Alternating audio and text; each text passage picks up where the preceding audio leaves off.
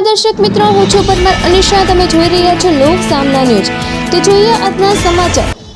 અમરેલીમાં આજે આમ આદમી પાર્ટી દ્વારા ભાજપ સરકાર વિરુદ્ધ જોરદાર વિરોધ પ્રદર્શન કરવામાં આવ્યું હતું.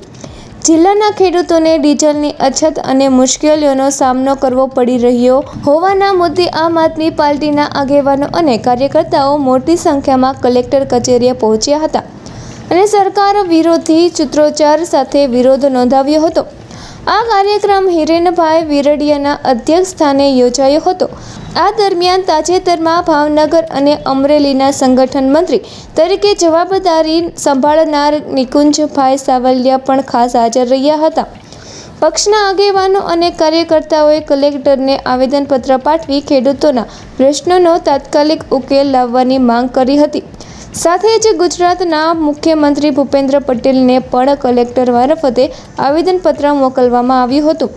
આ પ્રસંગે હિરેન વિરડિયાએ ચીમકી આપતા જણાવ્યું હતું કે જો આગામી સમયમાં ખેડૂતોને પરેશાન કરવામાં આવશે તો ગાંધીજીના માર્ગે અમરેલીથી મોટા આંદોલનની શરૂઆત કરવામાં આવશે. તો ફરી મળીશું એક નવા સમાચાર સાથે. ત્યાં સુધી જોતા રહો લોક સામના ન્યૂઝ.